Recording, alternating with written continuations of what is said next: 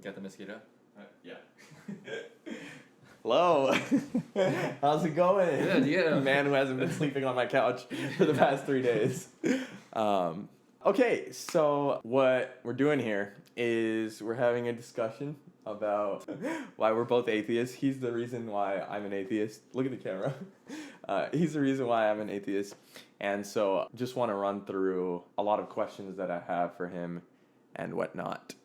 So, I have a question too before we begin. If this is a Samson mic, is that a Delilah mic? I don't understand that reference. I'm taking that out. That's relevant because it's a Bibular one. Okay. Yeah. Okay. All right. Okay, so let's officially start now. How are you doing? I'm good, how are you? I'm a little hungover, but I'm also doing pretty well. Why don't you go ahead and introduce yourself? I'm Sebastian. I'm originally from Dallas, Texas. I live in Boston now. I went to school up there. Now I'm a teacher up there. But yeah, I originally am from here, Plano, Texas. And that is a place that has obviously greatly impacted my beliefs and existence because, I mean, I spent the first almost 2 decades of my life here. But that's that. What about you? Okay. I'm Pratik. I live here in Dallas, and this is my channel, so hopefully if you're clicking on this video, you know who I am, but you may not, because, I've lived here for quite a while, most of my life, I'd say, like over 15 years. I was originally born in India, and then I hopped around a few places, but this is ultimately where my family and I have settled down. So, why don't you tell everyone how we met? How we met? We met in high school. I was in 9th grade, he was in 10th grade, and we rode the bus together. And I was actually really afraid of him, because he was... Yeah, because I'm like a really scary looking person, right? Yeah. He's intimidating, he is in real life. And he had this crooked little tooth that was always... It's still a little crooked. Nah, it's good now. No, he was just like always like very rambunctious and rowdy, and I'm a very like quiet, shy person, and so he always kind of scared me. Also, he had this thing he called Freshman Friday, where he threw a freshman into a garbage bin, but that's a different story. I was never that person. I'm not a bully, okay? Not anymore. Wait, what? No, he never really was. Okay, cool. But anyway, we met on the bus. And then eventually he started talking to me because he was actually friendly, and we hit it off really well. Yeah. So, yeah. We've known each other for over 10 years now. We just hit our 10-year anniversary. Yeah. We don't know exactly when it was, but yeah. So let's get started with the actual questions about religion or lack thereof. So what events in your life made you an atheist? That's an interesting way to frame that question, because I feel like a lot of the time in culture and movies, like whenever there is someone who is like outwardly an atheist, like in a film or TV show or whatever, it's like always because of some past tragedy, right? Mm-hmm. Like, you know, something happened and they lost their faith. Like there was some tragedy, they lost their spouse, their child, or like, you know, some crazy bad thing happened, and that's like the backstory, so why this character is so godless and whatnot. This is like a commonly recurring trope. I feel like maybe nowadays it's a little less common, but it definitely was a thing growing up that I saw a lot and recognized a lot. But like for me, there was nothing, like no event in my life like made me an atheist. I mean, I would guess I was born an atheist. Like, I mean, everyone is, right? Sure. So depending on the way you define atheist, I mean, I did not actively believe that there was not a God when I was born, obviously. I didn't have the concept of a God in my head, but I also didn't actively believe in a God. No one really does when they're born, because that's not how all it works. He was thinking about was titties when he was born. Okay, I'll cut that out too. You're not wrong. I mean, yeah, like actually. But like, yeah, so there wasn't like a particular event that made me such, but like there was like this trajectory throughout my life. Like, I mean, so neither of my parents growing up, when I was growing up, were actually religious, but I didn't know that at the time because we lived back then there was like this small town. I mean, it still exists, but it's not a small town anymore. Called Little Elm in the Dallas area. And when we moved there were literally less than 3,000 people. It was just a tiny town. You had to like cross through like all this farmland and stuff to get there. So it was like pretty out of the way, you know, from like the DFW Metroplex area. And my parents wanted to send me to preschool. There was like literally one option around, and that was the First Baptist Church of the colony. And so they made me go to the First Baptist Church. They were like, oh, how bad can it be? And like then I came home and started just spouting these things that they were a little worried about. They said, if you ask my mom about it nowadays, she'll be like, oh yeah, we pulled you out of there immediately. But that's not true. I have the graduation photos of the place. Like, it was not pulled out. Neither did my parents, which is why I exist, but that's a different story. But anyway, so basically, yeah, I don't have a lot of specific memories of going to school there. But I do remember that like every Friday we had chapel, and I was always really disappointed because, like, in my mind, if we're going to chapel, it was to eat apples. Like, they were interrelated for a reason. Like, I'm not, like, the way that my, like, 3-year-old brain worked, I was, like, so disappointed every time I went to chapel that we didn't get apples. I don't know why. I, like, was so dead. He was a rapper from birth. He, like, couldn't, like, differentiate between these rhyming words. So, you know, religion was disappointing from the start.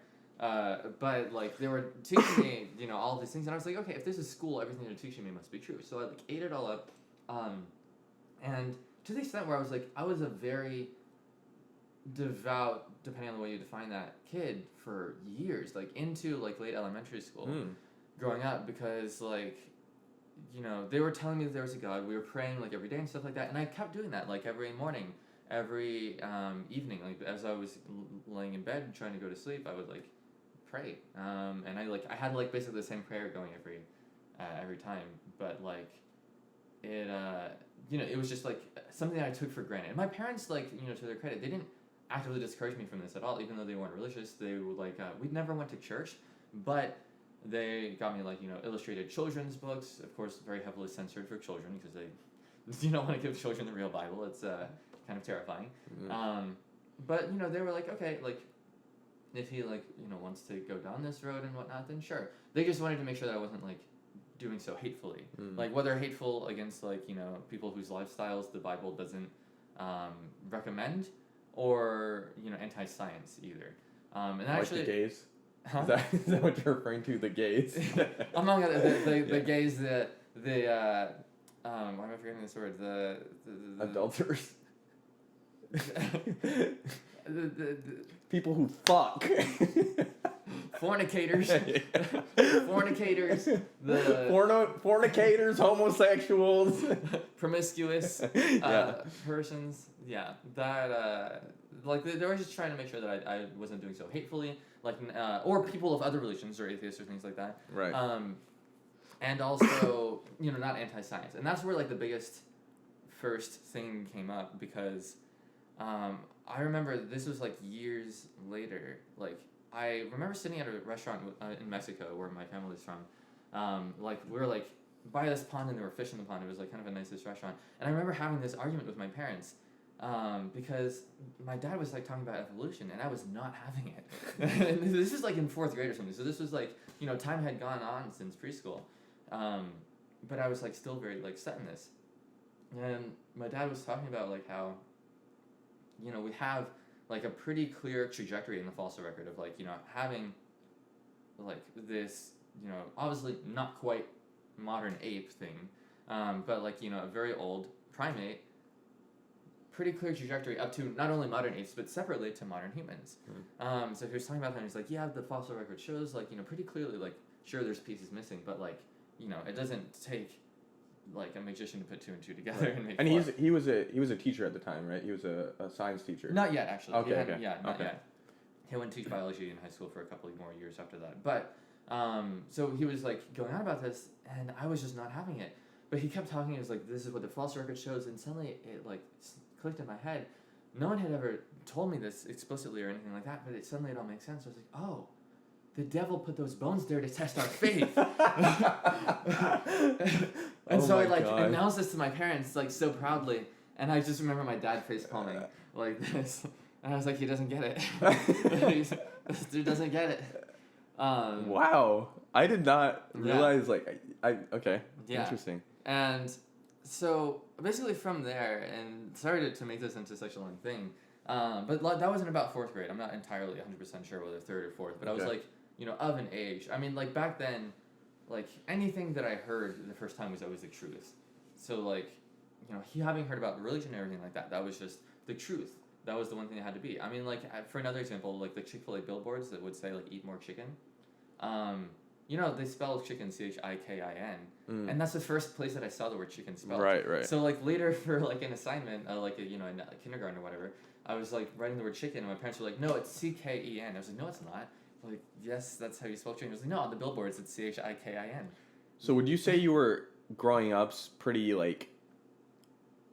stubborn with your beliefs, and that, like, the first thing that you heard or saw was, like, what really shaped you? Yes. And it would take a lot, like, you were very inertial in a way? Yeah, I as a physics teacher, I like that. Yeah. I like that way of putting things. For sure, yeah, because it took me years to spell chicken correctly. Just because of the freaking billboards. Like, damn. But, so after that point, I don't know exactly how it started happening. It was a slow process. But at some point, like, my dad, like, sometimes, like, had me sitting down and watching, like, The Elegant Universe with Brian Greene, or the original Cosmos series with Carl Sagan. And I'm not, like, a super astronomy person. Like, you know, I think it's really cool, but this isn't something I'm, like, super into. But, like, watching this and, like, you know, learning about, like, you know, all of this modern physics and whatnot, I thought it was really neat and really interesting, but, like, also really beautiful. And this was happening, that wasn't what catalyzed my becoming an atheist or losing my faith. But at around the same time, not because of that, but separately, there was this one point, I don't think there was anything in particular that caused this, but, like, I suddenly realized that I did not truly believe in God. Like, it was just a sudden, like, realization that, you know, I prayed to God every night. I had the same prayers and stuff like that, but I didn't feel like there was actually this being, like, in the sky watching over me. Like, it felt it was like more like friend. Habitual sort of thing. Like, you had gotten into the habit of praying and, like, doing all these religious things and, like, defaulting to God. But then, like, when you, like, really self-analyzed, then you were like, oh, hold on, this is not, like, a belief, like a strongly held belief. Yeah, and in fact, like, it was more like I was taking it for granted. And then as time went on, I kind of realized, like, wait, okay, like, I pay all this lip service to this belief, but I don't actually have it. Like, I don't actually feel, like, I've never truly felt like there's someone watching me. This just feels like an imaginary friend, almost. Okay. And so that's when I started to be like, wait, like, is God real, blah, blah, blah. And I was terrified because everyone tells you about hellfire and stuff like that. And I was like, I don't want to be immoral. I don't want to be immoral. I don't want to go to hell. And also, like, you know, what is, like, the meaning of life and stuff like that if there is no God? Like, because everything that I've been taught about this has, like, revolved around the idea of this, like, deity in the sky to worship. So how did I make that click? And at around that time is when my dad was having me watch, like, those, like, documentaries and stuff, and, like, I kind of realized that science is really beautiful. And, you know, like, all of these kind of, like, big picture things and, like, you know, that whole, like, pale blue dot speech and whatnot, that made me realize that there's, like, this sublime existence that in itself is beautiful, regardless of whether it was, like, purposefully created or not. And, you know, I couldn't put it in those terms at the time, but slowly I was, like, becoming okay with the idea of not believing in a God, and more towards, like, you know, being super into science and like, almost making that my new deity. And, I mean, maybe we'll talk about this a bit later. I think people sometimes go too far in worshipping science and whatnot. But, like, at the time, it, like, offered me a very good alternative and, like, helped me kind of steer away from that for myself. Not that, I'm not saying that that's inherently a good thing to steer away from religion or inherently a bad thing. I'm just saying that for myself at the time, it helped me through this, like, you know, kind of, like, paralyzing moment where I, like, everything that I thought that I believed in, I realized that I wasn't truly believing. And what you said, it was like 3rd or 4th grade that this really started to happen? That really started happening in 6th grade. Okay. So it was like, so 3rd or 4th grade is like when you were, like, you know, really hardcore pushing what you were learning in school and stuff, and then, like, by 6th grade you had, like, completely And it really started in 6th grade. I think that's when I had like this whole thing happen. And I remember that it was 6th grade because at one point, like, you know, as I was becoming more and more comfortable with this, and this is still like in a very, like, at the time, very small Christian town. But in 6th grade science class, I remember this. Like, at some point, I don't remember exactly what we were doing. I was like, you know what? Like, I believe in science. Like, if science says that there's a God, I believe in God. If science says there's not a God, then I don't believe in God. And surprisingly, in retrospect, the kids around me were like, yeah, like, that makes sense. And this one kid was like, wait, there's a word for that. It's, Scientology. I was like, yes. I'm a Scientologist. And then I promptly left the school district at the end of that year. So everyone probably still remembers me as a crazy Scientologist kid. But yeah, so that happened. I don't know too much about Scientology. Like, anyways, yeah, it's a different story. Limited time. You gotta. So yeah, that's very interesting. I guess I'll run through my experience with becoming an atheist, and so a little bit of a background. I was raised Hindu. I think like my mom and dad aren't like super hardcore believers, but I'd say that they're semi-practicing. Like, I'd say that they're the equivalent of like like Sunday Christians or whatever. And then like my grandparents, at least my grandma on my dad's side, she's I'd say the strongest believer in God in my family, in my like direct family, and then so that was like what I was. Those were the beliefs that I was around growing up, and then I don't know if you know this, but I went to like Catholic school in like kindergarten, 1st and 2nd grade because I was like in California. My parents wanted me put me in a private school because they were like better or whatever.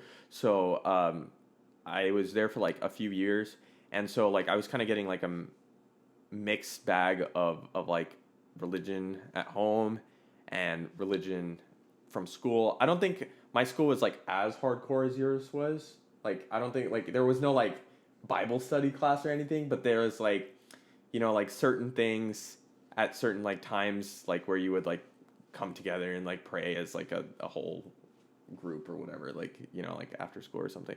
But I don't think at that point like anything had made quite a lasting impression on me.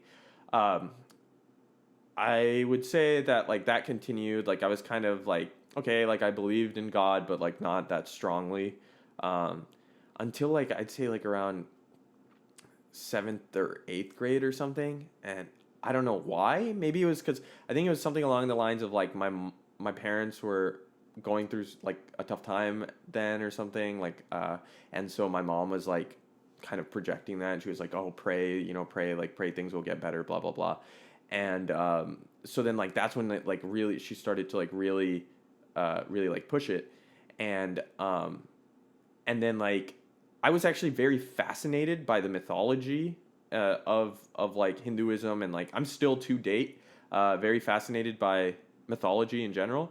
And so like I got into religion around that time, like 7th, 8th grade, because I was more interested in mythology, and then my mom was kind of like pushing like the religion thing on me a bit.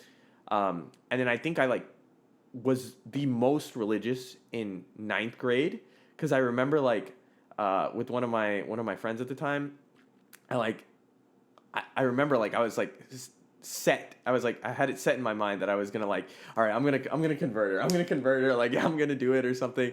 And I think she was like a Muslim, which is like not the fight you want to pick, man. That's a tough tough cookie.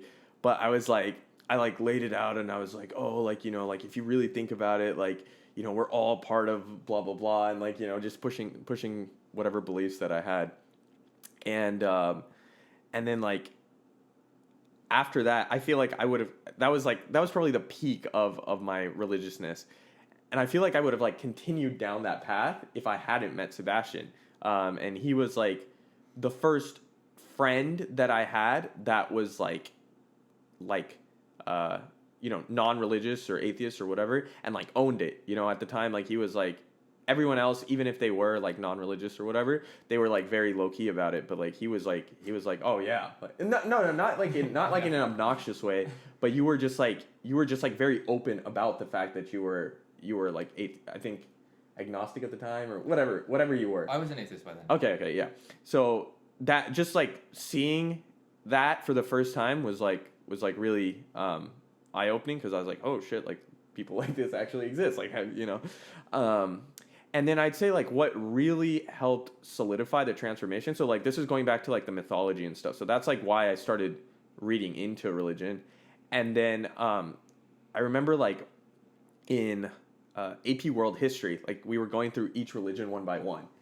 And I remember like thinking to myself like, wow, these are like all like so interesting. They're all like kind of the same in a way. And I was like, hold on a second. Like maybe they are just all the same. Maybe it's just like a natural thing for humanity to do, is just to like have this idea in your head of a higher power. And that's when it like really clicked. So exposure to him and exposure to like world history combined, and then like that's when I had that kind of realization, you know. And this was like right around the middle of 10th grade, or I think, and then by like the end of 10th grade I was like, yeah, I'm an atheist.